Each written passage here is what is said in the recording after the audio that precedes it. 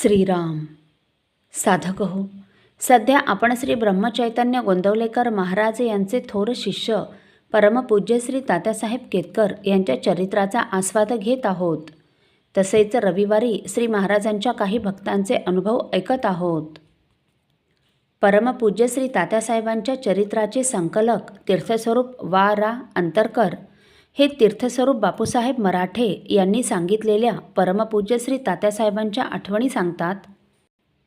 तीर्थरूप तात्यासाहेबांच्या बोलण्यात अत्यंत गोडवा, दुसऱ्याचे मन कदापिही दुखवू नये ही श्री महाराजांची शिकवण त्यांनी तंतोतंत पाळली. त्यांना पाहता क्षणीचं मन प्रसन्न होई. अत्यंत निर्गवीपणा, निरपेक्षता, निर्लोभता, प्रसिद्धी विन्मुखता, अक्रोध, सहजलीनता, संकोच वृत्ती, श्री महाराजांवर नितांत प्रेम आणि निष्ठा. त्यांच्या जीवनात श्री महाराजांशिवाय अन्य विषयच राहिला नव्हता. आपल्या खाजगी जीवनावर त्यांनी उदकच सोडले होते. तुका म्हणे घालू तयावरी भार, वाहू हा संसार देवा पायी, हे त्यांनी अक्षरशः आचरणात आणले. श्री महाराजांची व आपली पहिली भेट झाली तेव्हा आपल्याला काय वाटले असे त्यांना मी विचारले. त्यावर ते म्हणाले, माझे वडील भाऊसाहेब इसवी सन 1904 सेवानिवृत्त झाले आणि त्यापुढे उर्वरित आयुष्य श्री महाराजांच्या सान्निध्यातच घालवायचे असे ठरवून ते आम्हा सर्वांसह गोंदवल्यास आले. ह्या वेळे पावेतो मी श्री महाराजांना कधी पाहिले नव्हते.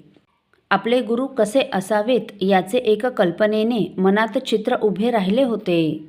श्री महाराजांना प्रत्यक्ष पाहता क्षणीच ते माझ्या कल्पनेचे मूर्त स्वरूपच असे दिसले आणि माझ्या आनंदाला पारावार राहिला नाही. चुकलेल्या मुलाला आपली आई सापडावी तशी माझी मनस्थिती झाली. गुरुप्राप्ती करून घेण्यासाठी अपार कष्ट पडतात, पण भाऊसाहेबांच्या कृपेने मला ती विनासायास घडली. श्री महाराजांनी आपल्याकडून साधन काय आणि कसे करवून घेतले असे विचारता ते म्हणाले, मला त्यांनी अनुग्रह दिला आणि रोज निदान 15,000 जप करायला सांगितले.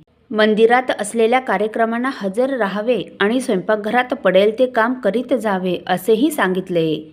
इतके करून वेळ राहिला तर मंदिरात रामाच्या समोर असलेल्या मारुतीला प्रदक्षिणा घालाव्यात असेही त्यांनी म्हटले. एके दिवशी श्री महाराज स्नान करायच्या बेतात होते. मी जवळच उभा होतो. महाराजांनी कडोसरीचा रुपया काढून माझ्याकडे दिला आणि म्हटले, हा सांभाळ आणि मी मागेन तेव्हा मला दे. ते परत केव्हा मागतील याचा नेम नाही म्हणून मी तो आपल्या कडोसरीलाच ठेवला. तो सुरक्षित आहे याची वारंवार खात्री करून घेण्यासाठी सारखा कडोसरीला हात लावून चाचपण्याची मला सवयच लागली. रात्री झोपेत तो सुटून इकडे तिकडे जाऊ नये म्हणून झोपेतसुद्धा मी तेथे हात ठेवी. या प्रत्येक वेळी मला आपोआपच श्री महाराजांची आठवण होई.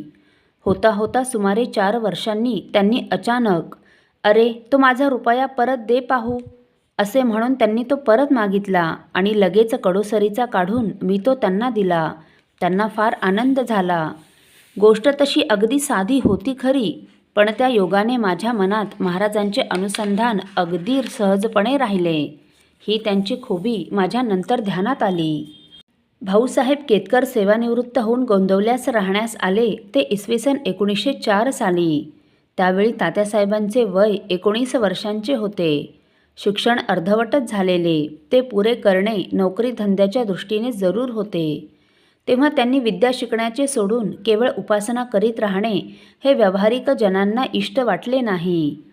व्यवहार सोडून असलेल्या अशा वागण्यावर विशेषतः स्त्रियांमध्ये बरीच टीका होई. त्या तात्यांच्या मातुश्री सौ बाई यांनाही त्याबद्दल पुष्कळदा बोलून दाखवीत. अखेर ही गोष्ट सौ बाईंनी भाऊसाहेबांच्या कानावर घातली व अशावेळी मी त्यांना काय उत्तर देऊ म्हणून विचारले. भाऊसाहेबांनी आपले सर्वस्व मनापासून महाराजांना वाहिलेले असल्याने ते म्हणाले, हे पहा, आपण काही तात्याला ठेवून घेतलेला नाही. महाराजांनी ठेवून घेतला आहे तेव्हा हा प्रश्न त्यांनाच विचारावा हे बरे. बाईंनी धीर करून त्याप्रमाणे एकदा महाराजांना विचारले तेव्हा ते म्हणाले, माय, त्या बायकांना ठासून सांगावे की अशी सेवा करण्यापायी तात्याच्या पदरात झोळी जरी आली तरी जन्मभरात त्याला पोळी कधी कमी पडणार नाही याची काळजी राम नक्कीच घेईल. ही आठवण सांगताना तात्यासाहेबांच्या पत्नी गहिवरून म्हणाल्या, काय सांगू, सोन्या बापू महाराजांच्या आमच्या कुटुंबावर खरोखर अनंत उपकार आहेत. त्यांच्या कृपेने आजतागायत आम्हाला कधी कमी पडलेले नाही आणि यापुढेही कधी कमी पडणार नाही अशी माझी खात्री आहे. असो. साधक हो, पुढील भागात आपण तीर्थस्वरूप श्री बापूसाहेब मराठे यांनी सांगितलेल्या परमपूज्य श्री तात्यासाहेबांच्या आणखी आठवणी ऐकणार आहोत. श्रीराम समर्थ.